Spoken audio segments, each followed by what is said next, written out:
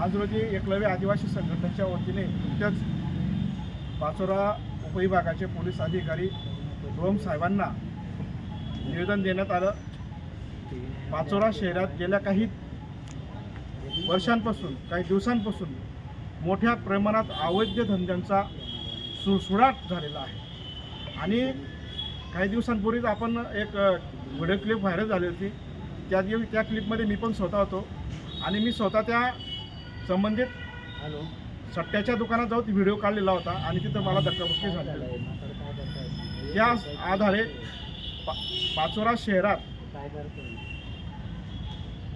धंदे बंद होतील, परंतु कुठलाही त्याचा परिणाम झालेला नाही। त्या संदर्भात मी पोलीस निरीक्षक साहेबांकडे तक्रार दिली लेखी, पण त्याच्यावर शहरात कुठेही अंमलबजावणी होताना मला दिसली नाही।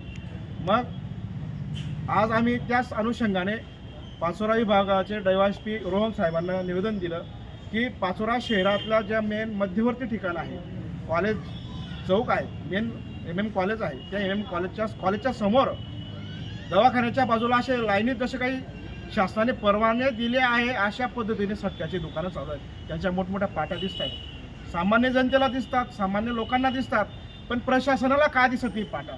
त्या पाट्यांवर प्रशासनाची का नजर पडत नाही?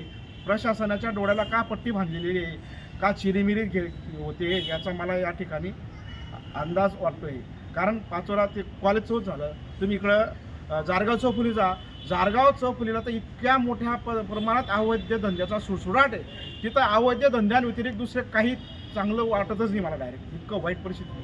तुम्ही बसस्टँड परिसर पहा, तुम्ही इकडं रेल्वे स्टेशन पहा, रेल्वे स्टेशनपासून पूर्ण वरखेडी नाका देखा, वरखेडी नाका नंतर आठवडे बाजार असू द्या, प्रत्येक शहरातल्या प्रत्येक चौकामध्ये डायरेक्ट उदास अशा त्यांना कुठलीच कायद्याची काहीच गरिमा त्यांनी ठेवलेली नाही आहे। का की त्यांना सर्व प्रशासन पाठीशी घालते, प्रशासन त्यांना सहकार्य करते, म्हणून मोठ्या प्रमाणात पाचोरा शहरामध्ये अवैध धंद्यांवर कोण जरा बसत नाही आहे, त्याच्यावर कोणी बोलत नाही, कोणी सांगत नाही, म्हणून हमकायद्याने इथं 2 नंबर धंदे चालू आहेत। हे 2 नंबर धंदे जर बंद होत नसतील तर आम्ही एकलव्य आदिवासी संघटनेच्या वतीने पाचोरा येथे सट्टापत्ता खेळो आंदोलन आम्ही 15 ऑगस्टच्या दिवशी करणार आहोत आणि ते आंदोलन यशस्वी होण्यासाठी आपल्या सर्व माध्यमांनी सुद्धा आम्हाला सहकार्य करायचं।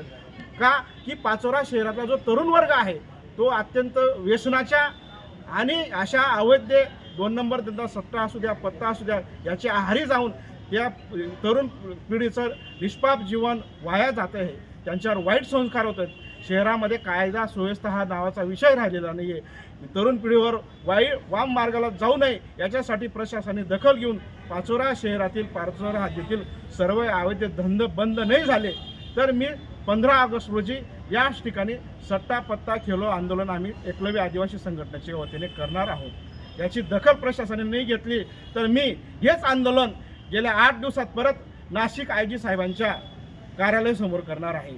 याची आपल्या माध्यमातून प्रशासनाने दखल घ्यावी एवढी मी प्रशासनाला आपल्या माध्यमातून विनंती करतो आणि पाचोरातील तरुण आणि पाचोरातील जनतेचा जो रोष आहे तो रोष थांबवा।